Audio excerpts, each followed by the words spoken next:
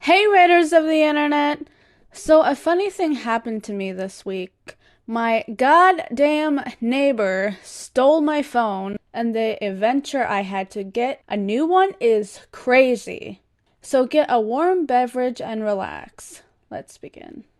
It all started when I was watching Disney Plus on my laptop.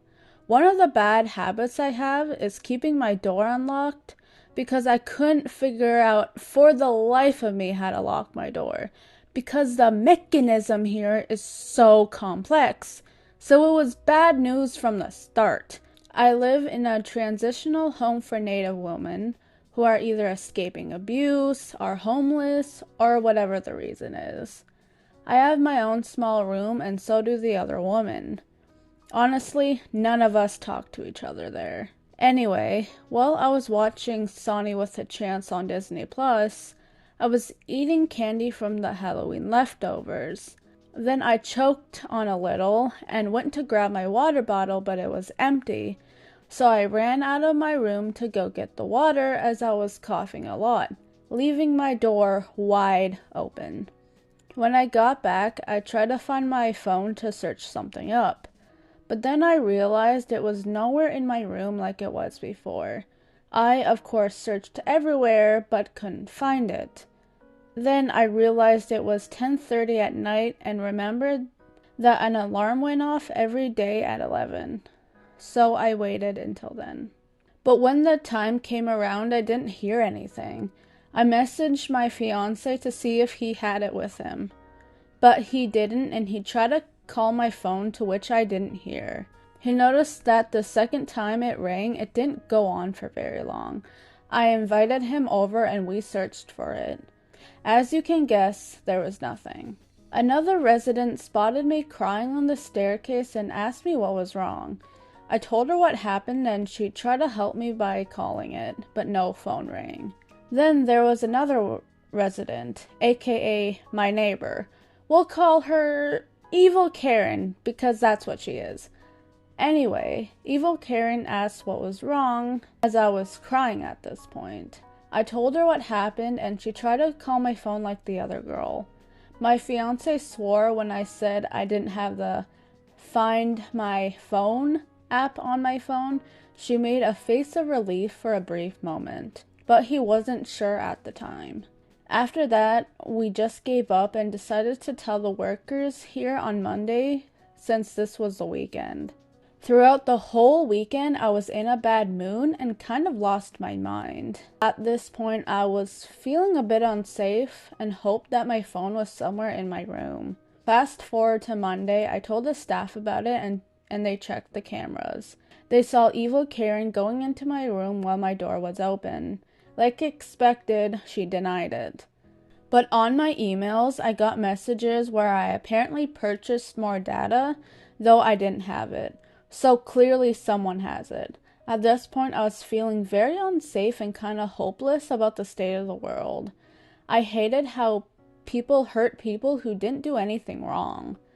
Honestly, the thought of suicide was entering my mind and wouldn't leave. I really started considering it, so my fiance took me to the crisis center. Then I kinda lost my voice as I was so distressed. When it came time to talk to the crisis worker, I couldn't even begin to explain all the feelings and thoughts I was having. I kept apologizing that I was wasting his time. It wasn't until my fiance came in that I was able to speak a little better. We concluded that maybe staying at a mental health place for the night would be good. We went back to the waiting room and waited for the call. An hour went by and nothing was happening. The worker told us they were having a shift change. We waited another hour and they said there were issues with the staff, but for sure I was going. At this point, it was around 10 at night and my fiance needed to go home. Otherwise, he had a 2-hour walk back home. We decided to have him leave with my keys so he can get my stuff for work I had the next day. I was wearing a heavy sweater and pajama pants. Which, by the way, every time I'm in a crisis, I'm always wearing pajama pants. I don't know why. I guess it's just something that happens. Anyway, so he left the building.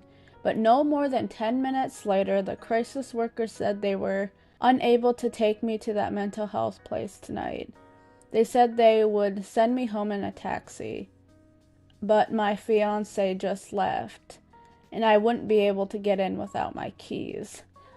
I told my worker that, and they said they could bring a taxi to where my fiance lives. I agreed, and then I went into the taxi to hopefully meet him there. The taxi driver snapped at me for slamming the door too hard. I told him that in the past I'd never been able to properly close them. At that point, I just wanted to go home, so I made it to his place and waited for him there. I calculated that the bus would be a 40-minute ride from where the crisis center was. It has only been 20 minutes since I saw him last.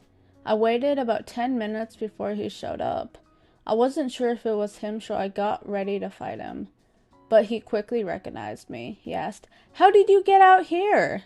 I said, "So after you left, they said they couldn't bring me to that mental health place, so they had to send me home. But you had the keys, so I went in a taxi to come here." He laughed it off, and we went to McDonald's to eat because I needed something to cope. After having that, we went back to my place and slept. At the end of the day, I told him that I forgave evil Karen who stole my phone, mainly because if she was at that point where she felt the need to do that, then she must have been struggling. Clearly, it was a desperate attempt. I knew my phone was being used because of the emails being sent of using more data I didn't purchase, and that my Skip the Dishes account had a new address. The person who had my phone lived in a different city and clearly was using it for a while. They might have also tried to call a taxi because there was a voicemail. I'll tell you how I know in a minute. Guess evil Karen sold it to someone. Most likely for substance use, because I don't see why else she would sell it. It's not completely her fault because this society makes vulnerable people use drugs, cigars, and alcohol to deal with their stressors, all because the government wants to make money off of them. What a stupid world we live in. Choosing to forgive was also the way I could also keep my own sanity. Not something I always have done, but it's something I came to learn, especially from my older sister. Anyway, at the end of the day, I concluded that I would get a new one as it was clearly gone. So the next day we went to the mall near us, and I went to talk to my phone company to let them know the situation. I had my card ready to pay for a new phone. I explained to them that I tried to get a new one online, but I needed my old phone number in order to complete the purchase.